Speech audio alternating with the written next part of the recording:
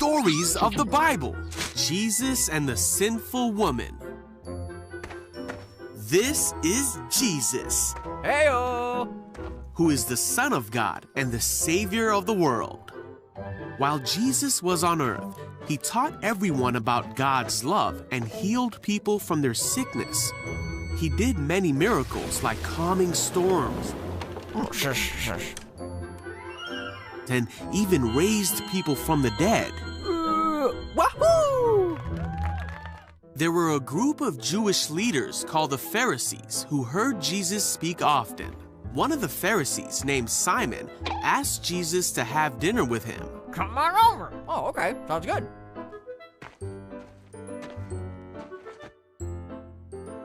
So Jesus went over to his house, and a certain sinful woman heard that he was eating there. She went to the house and brought a jar filled with expensive perfume. She kneeled at Jesus' feet and cried. Her tears fell on his feet, and she wiped them with her hair. She kissed his feet and put the perfume on them. Simon saw this and said to himself, Yeah. if this man really were a prophet, he'd know what kind of woman is touching him. She's a sinner. Blah. Then Jesus said, Simon, I have something to say to you. Okay. And he told him this story. A man loaned money to two people, 500 pieces of silver to one Thank you. and 50 pieces to the other. Yeah, thanks.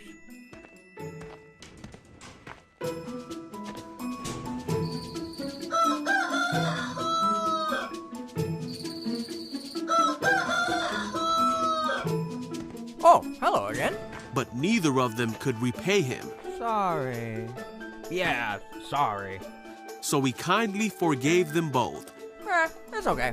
canceling their debts. Who do you suppose loved him more after that? Simon said that the one who owed him more loved him more. Jesus said, Yep. That's right. Then he turned to the woman and said to Simon, Look at this woman kneeling here. When I entered your home, you didn't offer me water or wash the dust off my feet, but she has washed them with her tears and wiped them with her hair.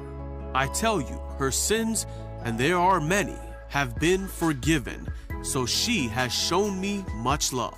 But a person who is forgiven little shows only little love. Then Jesus said to the woman, Your sins are forgiven. The men at the table said among themselves, Who is this man that he goes around forgiving sins? And Jesus said to the woman, Your faith has saved you. Go in peace.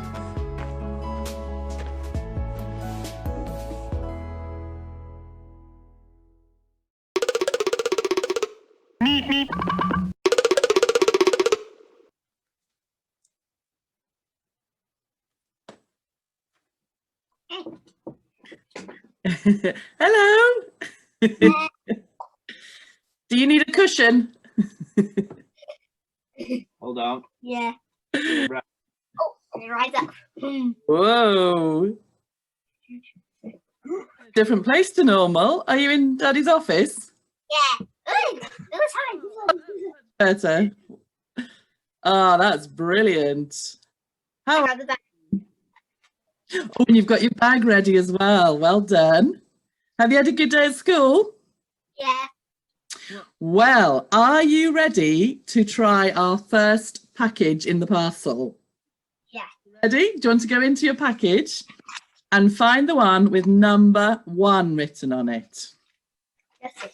Okay, can you open it? I can open it. I'm going to try and open it.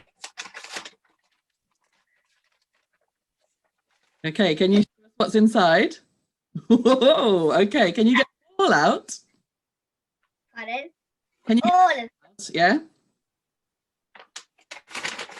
From a desk in front of you, you can put them. Can you see they've got letters on? Yeah. D, C, E. Okay, Oh, yeah. A, that's it. You put them in order. B, C, D, E. Okay, so put the package, put the envelope down. Right, Okay, so what we're going to do is we're going to do a smell test. Okay. So what I want you to do is take hold of tube number A or tube letter A. Okay. Okay, can you undo it and put it right up close to your nose and have a sniff and see if you can guess what you think's inside? I know what it is. What is It's mint. Hey? It's mint. Mint, it is. Well done. Yeah, it's peppermint. Fantastic. I know what a mint smells because I have mint a lot of the time. Oh, you like mint. Excellent. That's A. Let's have a go at B. What do you think B is? Okay, nice and close to your nose and have a good sniff. I don't like it. You don't like it. Bread. What do you think? Garlic bread. Does it smell like garlic bread? Garlic You're bread. right. Garlic bread. Garlic. But I don't like garlic bread. You don't like garlic. Oh, well, you know this. I didn't like it at first. It's really strong. Well done. Excellent. Okay, let's go for C. Let's try C. Well, that Is that quite nice? smells like a sherbet, a lemon sherbet. Smells like lemon sherbet. It is. It's lemon. Well done. Excellent. Oh my goodness, you're so good at this, Elena. Right, try D. See if you can see what you think D is. It's hard. Soap. Does it smell soapy? Okay. Yes. It's not actually soap, but I can see where you're going with that. Smell again. See if it reminds you of something. It's like a soapy smell. Does it smell from the doctors? No, oh, that's interesting as well. Okay, so I smell it at the doctors. You smell it at the doctors. Oh, that's really interesting. You might smell it round the house. If you had a duster, what might you be doing with it, do you think? Dusting. It's polish. It's furniture polish in that one. Yeah. That smells like your doctor's, does it? Yeah. Oh, nice. Okay, last one. This is E. What do you think E is going to smell like? Okay. Soap. Soap, you think? Or conditioner. Conditioner, okay. Does it smell like anything in particular that might be in the soap or conditioner? Does it smell nice? Yeah, I like it. Yeah, you like it? What does it smell of? Do you think it's like a flower? A bit. A bit? Like pollen. Like pollen. It's actually, do you know what it is? It's rose water. So it's roses. I've not heard of that. No, well, no, but it smells like roses. So have you smelled a rose before? Yeah. And our nanny has them in her garden. Yeah, it smells like roses. And it's like and it was something that was used like a perfume. The reason I thought we would start with smells and we would end with one that smelled like perfume is that we're just going to talk quickly about a story in the Bible that's got perfume in it. Oh, the one where the lady puts the thing on Jesus' feet. Yeah, that's the story we're going to talk about. So you can go in your package and you can get out parcel number 2. And I don't know if you've got any, have you got any colouring pens? Oh, there's some downstairs. Do you want me to go and get them? Shall we get a couple of colouring pens? Yeah, just maybe bring 3 or 4 back up. Okay. And Dad, 3 or 4 colouring pens. Open. Yeah, you can open it up. Here for you. Now, careful, because there's something small in there that might fall out as well. Okay.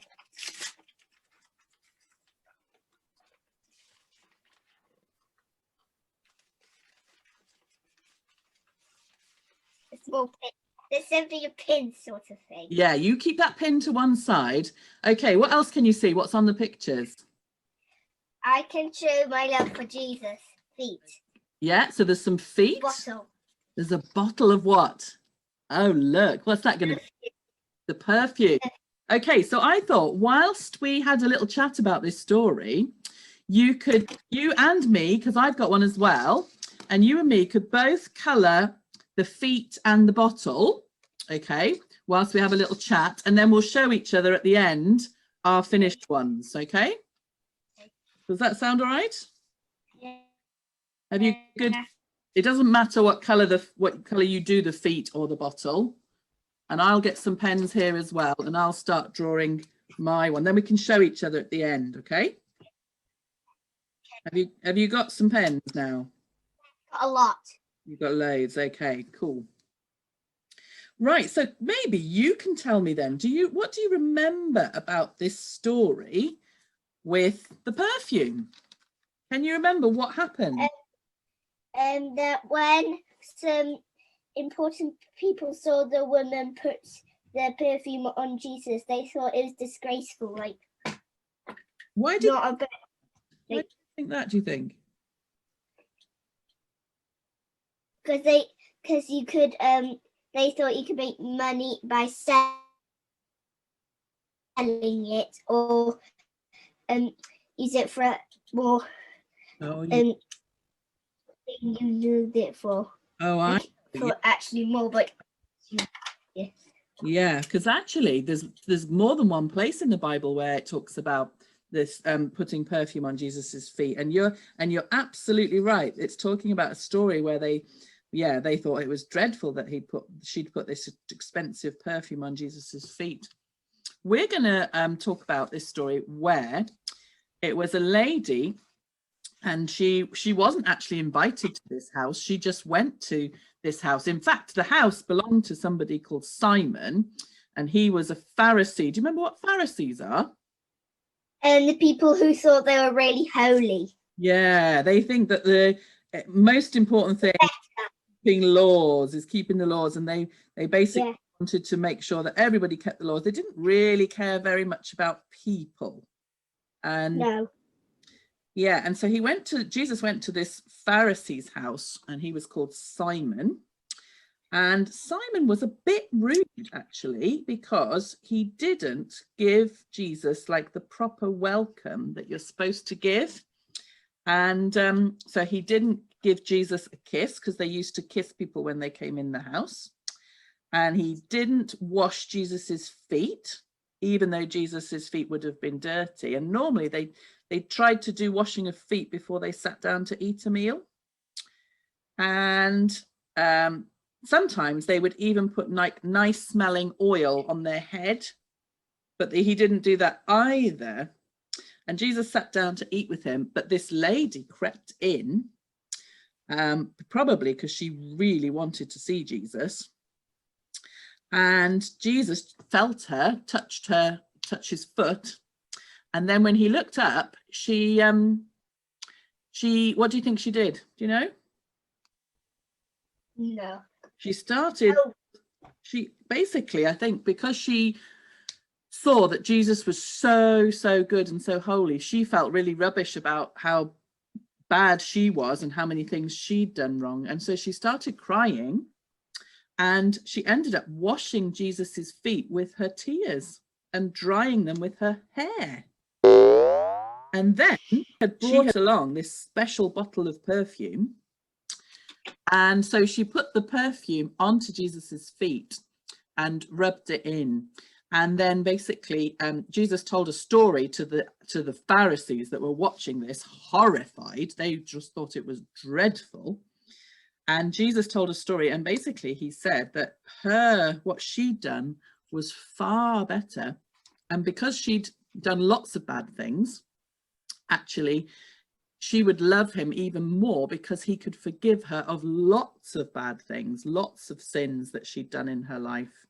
And actually, she was doing her worship of Jesus, wasn't she? By giving him all the things that she could give him, like her best perfume. Why do you think the lady wanted to wash Jesus's feet?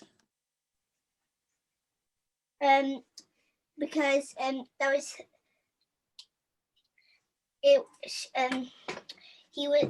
she thought he's like really holy, and he is, and she wanted to respect him.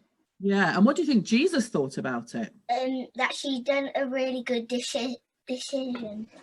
Really good decision, hadn't she? Yeah, I'm sure he actually loved the fact that she was showing him so much love and care and worship as well.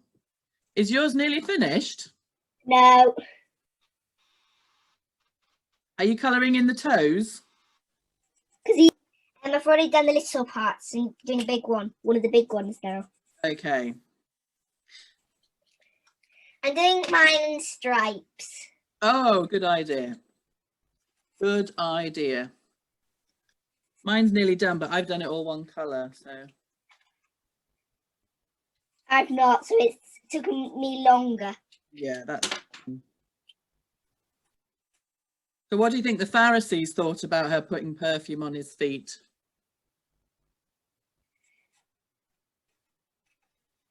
Disgust. Disgust, yeah. Yeah, they probably weren't very keen on the idea, were they? No. Okay, have you done your feet? Nearly finished one foot. Oh, well done. No. Okay. I've nearly finished. Great. One foot. Nearly finished one foot. Okay.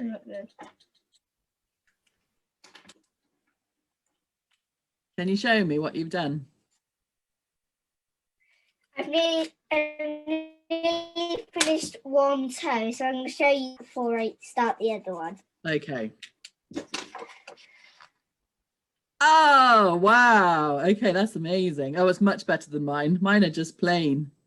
Can I see? You want to see? Yeah, I'll show you mine when it's finished. You do your other foot and then we can show you when they're finished. So whilst the lady was putting the perfume on Jesus's feet, Jesus told a story, and he told a story about two men who borrowed some money, and one borrowed lots and lots of money, like £500, and the other one borrowed like £50. And after a while, the lender told the men, because they couldn't pay him back, but the lender said, "You don't have to pay me back." And Jesus said, "Which one do you think was like the happiest?" Oh, look at those feet. That's amazing. Fantastic. Right. Are you ready to get your bottle? Got my bottle here. Okay. Can you carefully get the pin that I gave you in the envelope? Yep, I got it. Can you see there's a little circle just where the bottle's handle is? Can you poke it through there? Right. Are you ready to show each other? Yeah. Okay. Here's mine. Okay. Where's? I've not coloured in the bottle yet. Oh, it doesn't matter. You can do that afterwards. Right. Can you show me yours with the feet? Right. Can you tip your perfume bottle so that it pours perfume onto the feet? Like this, it swings. Yeah, fantastic. Look at that. Oh. Do you want to put some perfume in your bottle? Yeah. Okay. Oh, look at that. Two. Let's see. Okay. Can you pour the perfume now? Oh, yes. Look at that. Very clever. That's amazing. Well done, you. Well, I've got a little special thank you gift for helping me out today. So I'm just wondering if you want to open number 3. So go in your thing and open package number 3. Okay. Can you open the lid of the box? Hi. Can you show me what's inside? Whoa, what's that? Perfume bottle. Perfume bottle. Can you get it out? I tried.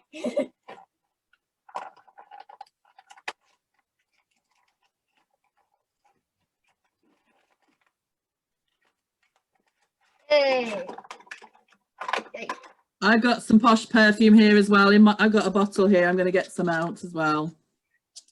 Okay, so what we can do is, can we spray a little bit of perfume on the feet? Let's see if we can make it nice and smelly.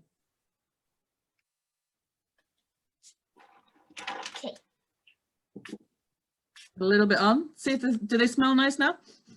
Yeah, really nice. Lovely. Do they smell really? The colour's gone everywhere. Oh, the colour. It's too. Do you want to put a bit of perfume on you then instead? Yeah. Yeah. Okay. Oh, do we smell nice now? Well, that's just as a thank you to say thank you for helping me out today. So what does it smell like? It smells really nice. It smells nice. Now. Well, when you're having then a special occasion, or you're having special meal or something downstairs, and you can put Next week, there's going to be a pretty dress coming with flowers on it. oh, what for Christmas? I'm going to put this on when I get the dress. Good idea. That sounds like a smashing idea. Well, thank you very much indeed. So do you want to wave bye-bye to people? Bye. Bye-bye, and thanks so much for helping me. Thank you. You're welcome.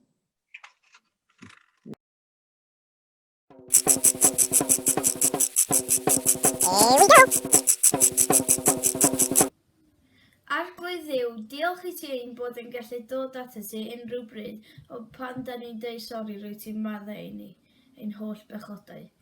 Helpa ni I fod yn bobl sy'n barod I ddeud sori. Amen.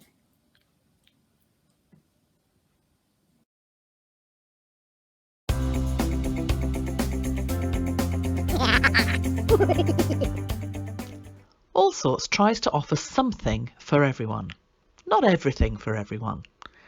So now let's look at this story in Luke 7 from 3 different perspectives, those of our main characters, Simon, Jesus, and the woman, whose name we actually never learn.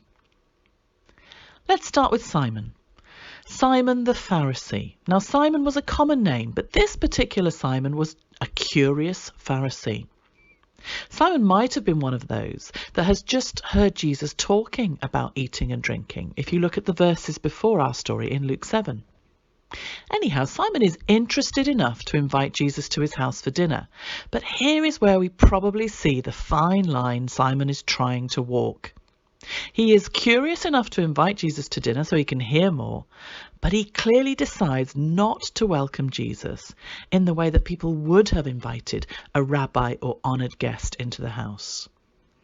Ancient Middle Eastern hospitality demanded certain things, but at Simon's house there is no kiss of welcome, no washing of dirty travelling feet, and no offering of fragrant oil to anoint Jesus' head. Simon skips all these tokens of respect. Simon is trying to make sure any other Pharisees watching don't get angry at him for showing too much honour to Jesus. We can see Simon's indecision because he says so very little. Simon is not convinced that Jesus is a prophet, let alone the Son of God. He doesn't say anything, but Jesus reads his mind. Simon is horrified that this woman, who he clearly knows by reputation, is touching a Jewish man, possibly even a rabbi. He was probably terrified that word will get out that this unchaste woman was even in his house, never mind doing all these horrendously intimate things like washing Jesus' feet with tears, drying them with her hair, and pouring the scent of her trade or business life over him. What would people think? His standing in society was sinking with every passing minute. She was calling into question his own morality. How do I get her out? Was probably top of Simon's mind. And yet, somehow, instead of addressing this glaring problem, Jesus is trying to tell him a story, some tale. Why is he talking about debts and debtors? Is it supposed to trip him up? Will he fall into a trap? Am I going to look stupid if I get this wrong, thinks Simon. How dare he ask me if I see her? Of course I see her. She's a harlot lying on his feet. And after Jesus asks him a question, and Simon thinks he's given the correct answer, suddenly Jesus is talking about the sinful woman again. And somehow It sounds like Jesus is comparing her to Simon, and it is Simon who is coming off worse in this comparison. And the next thing he knows, Simon's guests are incredulous as they've heard Jesus forgive her of her sins. What sacrilege is this? How dare he? Only God can forgive sins, and there's no way on earth that this shameful woman will be at the front of the queue for being forgiven of sins. Is there?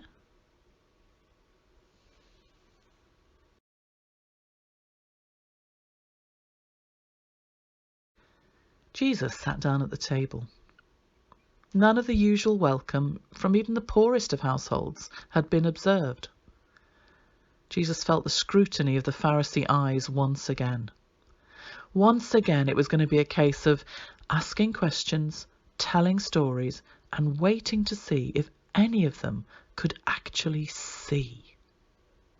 Would the Spirit be opening eyes and hearts in this house today? While the welcome had been frosty, there was a meal put before him. And then suddenly the atmosphere changed. As he looked across the table, the faces before him looked alarmed. But Jesus sensed a greater shift in the atmosphere in the room. And as he adjusted his position, his foot brushed against something. Or someone, as it turned out. He turned his head slowly. The beautiful woman crouched at his feet had touched him.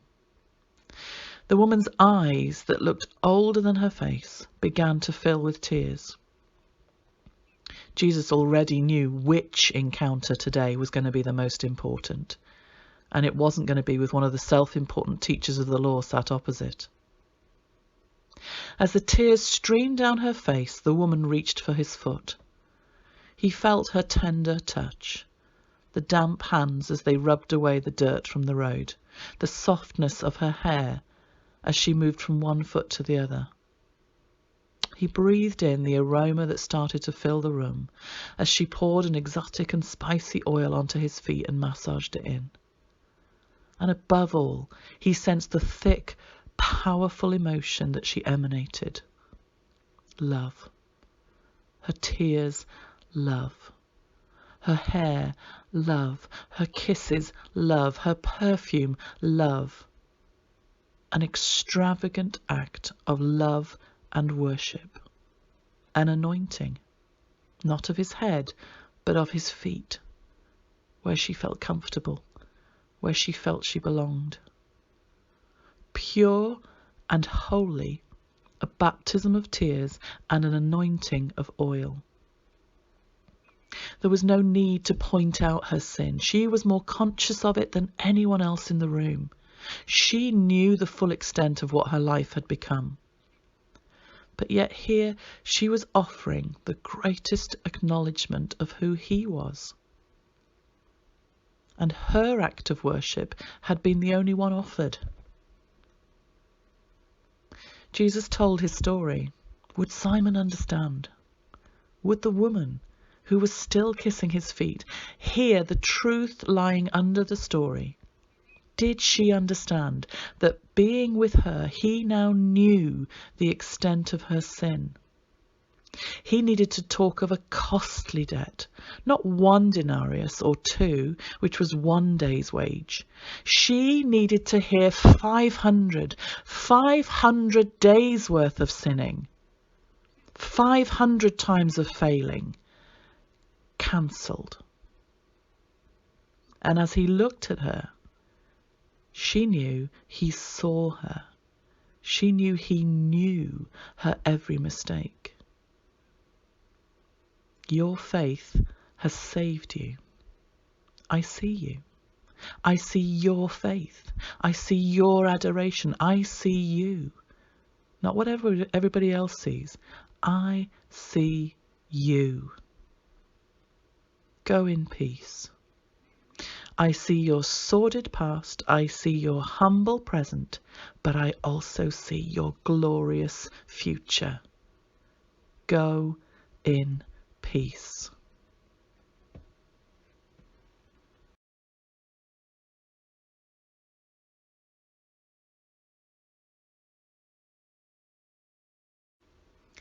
The woman ran back to her house, pushed aside the bold-coloured curtains and rummaged through the room. Where was it? Where was the jar of perfume, the one that had cost her almost a year's wages? Her mind raced. She'd run all the way home when she'd overheard someone say that Jesus was right now in Simon's house having a meal. Jesus, the man she'd heard speaking and whose words had sunk in so deep they hadn't left her. She knew her only option was to try and get near him. Her heart and mind were in agreement. But how could she approach him? She felt so unworthy. But maybe if she took something of value, he would look past her lack of value. She ran to Simon's house and stood at the doorway, listening for voices. She crept in and crouched behind where Jesus was sat. She'd been spotted by the Pharisee and his friends. She felt their glares without even having to look up. All she could see were Jesus' feet as he reclined, sandals removed, ready to eat. No one had even washed his dusty feet. But as he turned to face her, it was as if he looked into her soul. In the presence of such holiness, all she could feel was her wretchedness. She began to weep. Her tears wouldn't stop. They fell one after the other onto his feet, forming rivulets in the dust. She reached out and began to wipe them away. She wiped both feet with her hair, and then she reached into the folds of her dress and drew out the jar of perfumed oil. She bent low, weighed down by her sense of unworthiness, and without thinking she began to kiss his feet, one and then the other. She couldn't stop. She dropped the oil onto the top of each foot, and with gentle strokes she smoothed the oil into his skin and laid another kiss on top, over and over. In some part of her mind she expected loud rebukes, but none came. Instead, as she dared to look up, she knew Jesus saw her, all of her. He knew everything she had ever done, and yet he looked at her unwaveringly. Simon could only see her reputation. Somehow Jesus could see who she really was, how she got here, and her identity beyond her trade. And when he told the story of the people who couldn't pay back their debts, she knew he was speaking directly to her. Could it really be that Jesus was saying her debts were cancelled? Her misdoings that threatened to crush her? The sins that couldn't be counted? And then she heard him give voice to her thoughts. Her many sins have been forgiven, he said to the men. And then again he turned, but directly towards her to make sure she'd heard. Your sins are forgiven. He told the men she had been forgiven. He defended her. No man had ever publicly stood up for her. Jesus had accepted her. He had made her acceptable and appropriate in this room. Her only ways of worshipping had been acceptable, even if Jesus had been the only one to see them. And then he said, your faith has saved you. Go in peace. Peace. Something that had been missing from her life for years. Peace.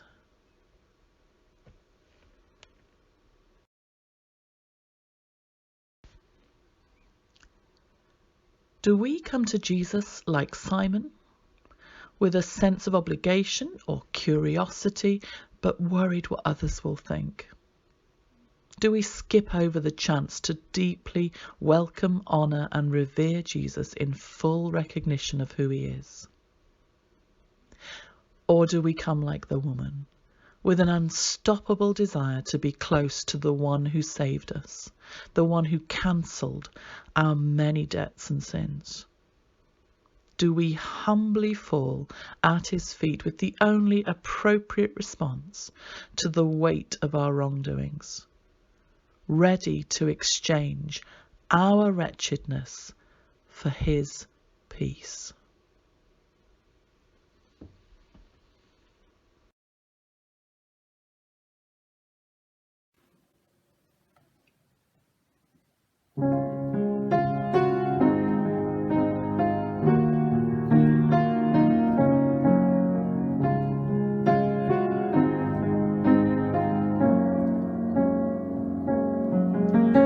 Light of the world, you step down into darkness. Open my eyes, let me see beauty that made us all adore you. Oh, all the life spent with you. So here I am to worship, here I am to bow down, here I am to say that you're my God. You're altogether lovely, altogether worthy, altogether wonderful to me.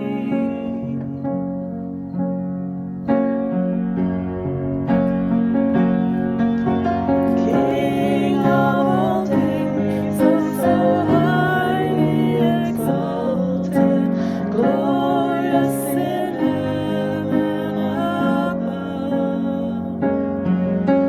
Humbly you came to the earth you created, all for love's sake became poor.